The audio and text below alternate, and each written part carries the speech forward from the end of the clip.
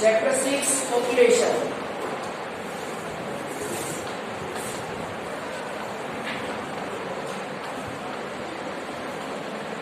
Chapter 6 population. यहाँ पर देखिए पॉपुलेशन वाला चैप्टर रहेगा आपका, चैप्टर नंबर 6 रहेगा। एनटीएससी पॉइंट ऑफ व्यू से आप लोगों को इसको पढ़ना है, ठीक है। इसमें एनसीईआरटी क्वेश्चन सी एनसीईआरटी क्वेश्चन आप लोगों को नहीं करने, बोर्ड के लिए, बोर्ड में चैप्टर को डिलीट कर दिया गया जो आप लोग एग्जाम्स देते हैं इसमें। तो पॉपुलेशन जनसंख्या, लेकिन काफी इंपोर्टेंट चैप्टर रहता था।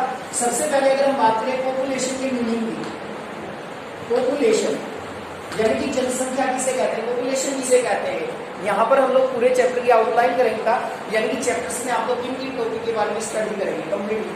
पॉपुलेशन का मतलब क्या होता है इसमें, the total number of people, the total number of people that are living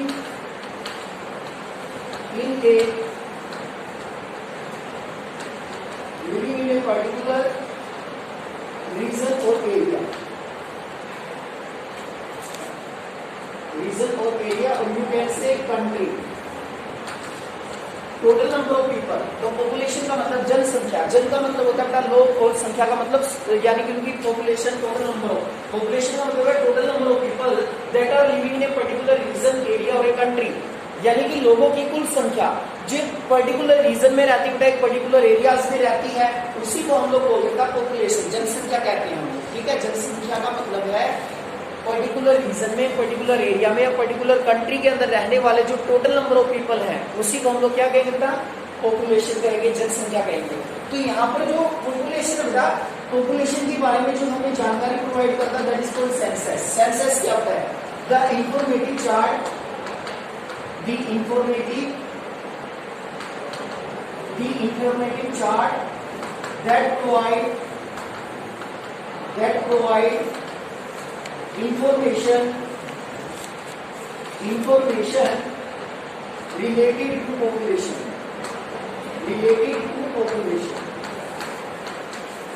यहाँ पर एक बेटा, यहाँ पर जो टोटल आप लोग बात करें यहाँ पर सेंसस के बारे में। सेंसस का मतलब क्या होता है कि इंफॉर्मेटिव चार्ट है that provide information related to population, यानी कि जो हमें जनसंख्या के बारे में जानकारी प्रोवाइड करता है या हमें जनसंख्या के बारे में सूचना प्रदान करता है।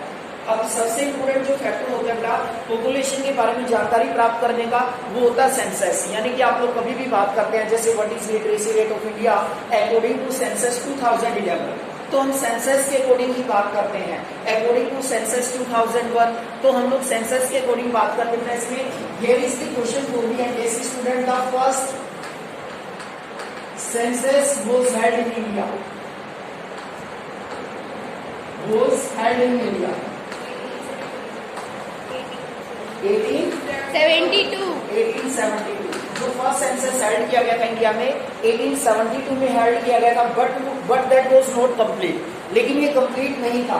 अब क्वेश्चन ये आ जाता था, when was the first complete census, first complete census,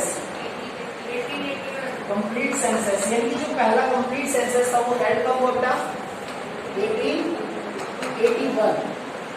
1881 में, यानी कि 9 इयर्स के बाद पहली बार हमने जनसंख्या के बारे में जो सेंसस हेल्ड किया था वो 1872 में। देखो दो क्वेश्चन यहाँ से बनेंगे आप लोगों के most important. The first census was held in India, census क्या है, जो हमें पॉपुलेशन के बारे में जानकारी प्रोवाइड करेगा। एक इंफॉर्मेटिव चार्ट है, सूचना पट है जो हमें जानकारी देता पॉपुलेशन के बारे में, कौन सी इंफॉर्मेशन हमें मिलती है वो आगे हम लोग पढ़ेंगे इसमें। तो पहला जो सेंसस है वो हेल्ड किया गया इंडिया में 1872 में।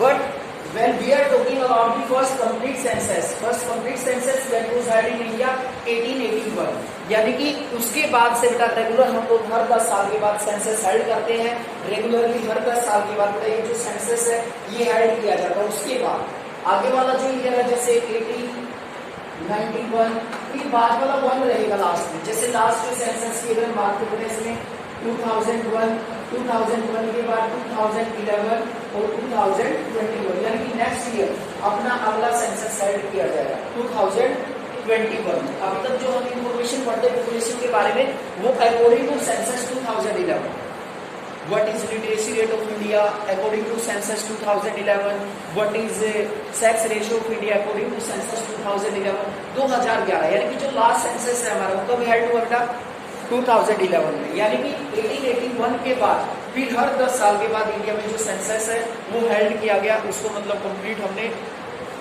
हर 10 साल के बाद इंटरवल आफ्टर 10 ईयर, यानी कि एक क्वेश्चन ये भी बनेगा, how many year after that census held in India.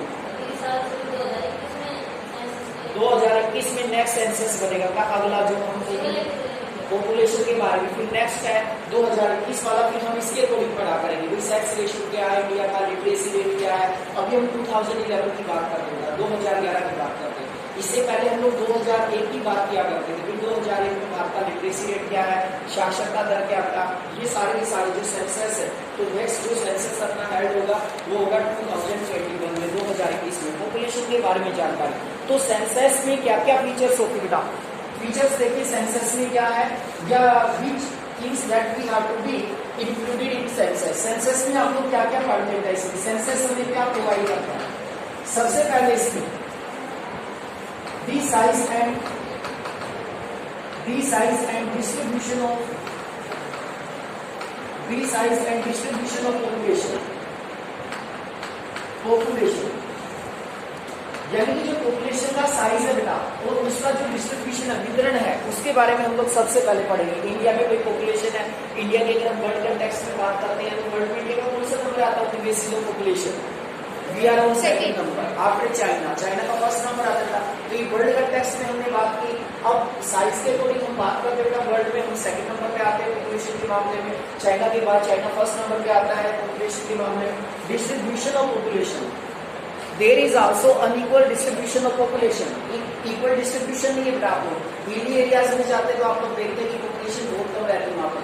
Northern plain में आप लोग आ जाते हैं, नॉर्दर्न प्लेन में आप लोगों को देखने को मिलेगा कि हमारी बहुत सारी पॉपुलेशन है वो नॉर्दर्न प्लेन में रहती है, उत्तरी मैदान में बहुत सारी पॉपुलेशन रहती है। तो यहाँ पर जब हम कंपैरेटिव स्टडी करते हैं अपने ज्यादातर स्टेट्स की बात करें, सबसे मोस्ट पॉपुलर स्टेट कौन सा है, उत्तर प्रदेश। यूपी के अंदर सबसे ज्यादा पॉपुलेशन है बेटा, सबसे ज्यादा जनसंख्या है। तो सबसे पहला जो टॉपिक हम लोग पढ़ेंगे पॉपुलेशन के साइज के बारे में एंड पॉपुलेशन डिस्ट्रीब्यूशन के बारे में, यानी कि जनसंख्या के आकार की दृष्टि से अगर हम इंडिया की बात करें, मेनली 5 स्टेट्स है इंडिया की जहाँ पर आधे से ज्यादा पॉपुलेशन 5 स्टेट्स के अंदर रहती है, 5 स्टेट्स है जिनमें आधे से ज्यादा पॉपुलेशन रहती है। तो भारत में जनसंख्या का आकार और जनसंख्या का वितरण कहाँ पर कौन से स्टेट है जहाँ पर ज्यादा पॉपुलेशन रहती है, नॉर्थन प्लेन है ज्यादा पॉपुलेशन रहती है, लेकिन हिली एरियाज में आप लोग देखेंगे पॉपुलेशन का जो डिस्ट्रीब्यूशन है, you can say that is uneven distribution of population in India.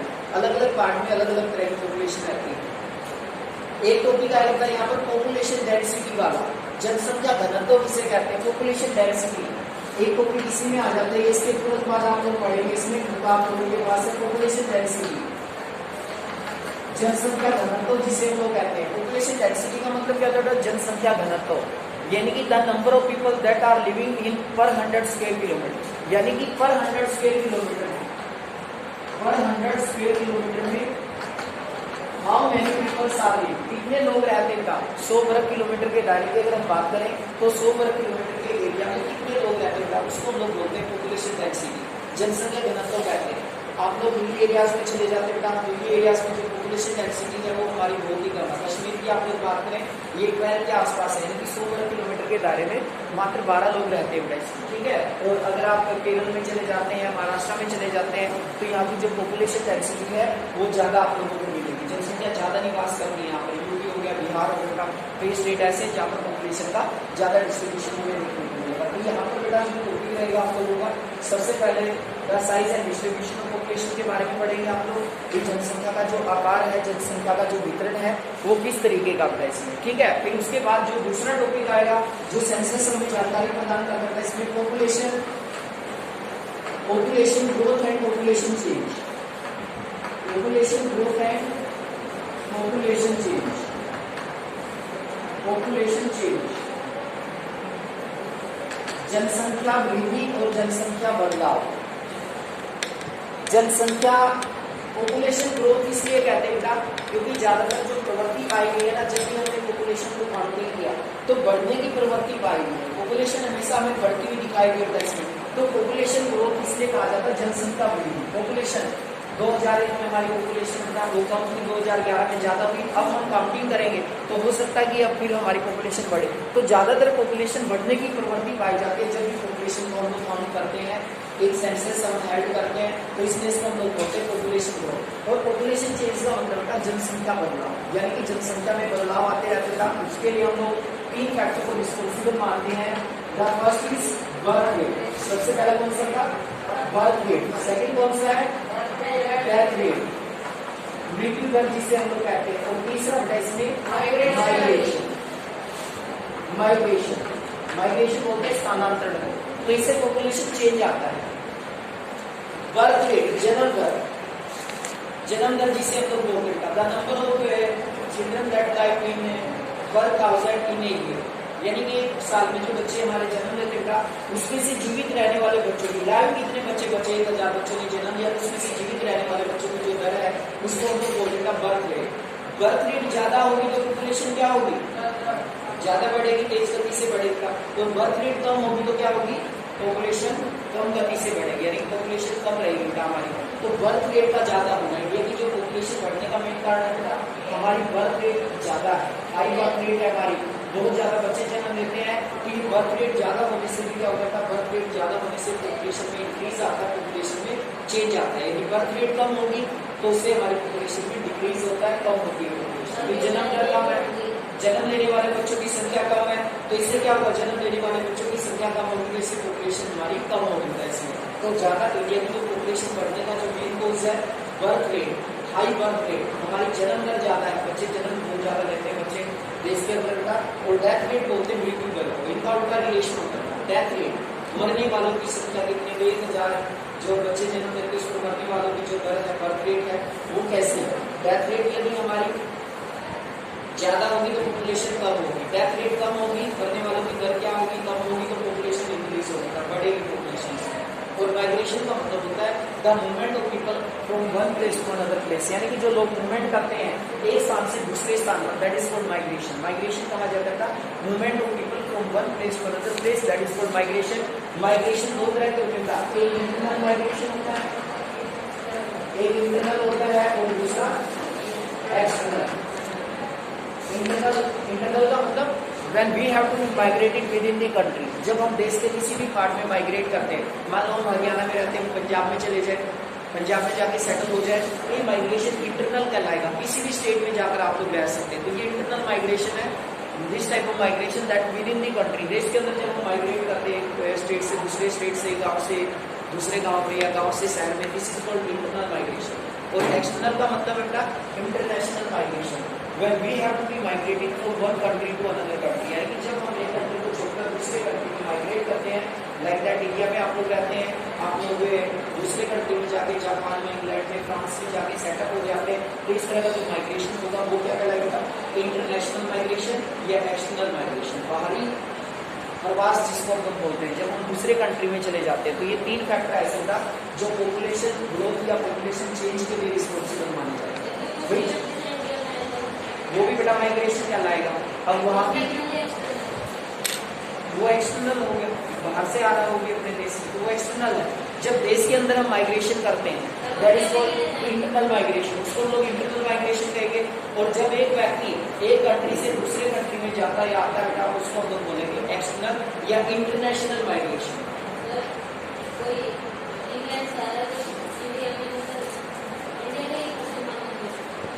Person नहीं मानेंगे उसको, सिर्फ वो माइग्रेट करके आ रहा है। पॉपुलेशन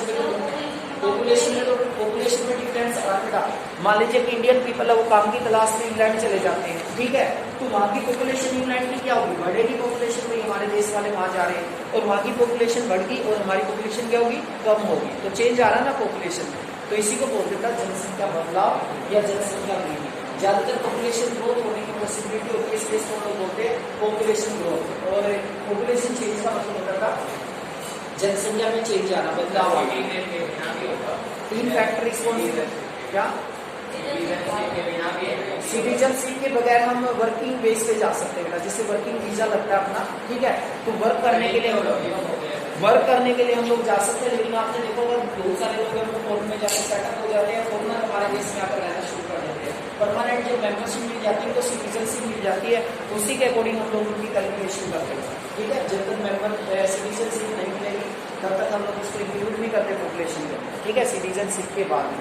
और तीसरी जो सेंसस हमें इन्फॉर्मेशन प्रोवाइड करता था, इसमें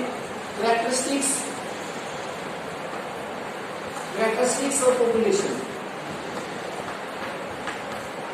कैरेक्टरिस्टिक्स ऑफ पॉपुलेशन यानी कि जनसंख्या की विशेषता।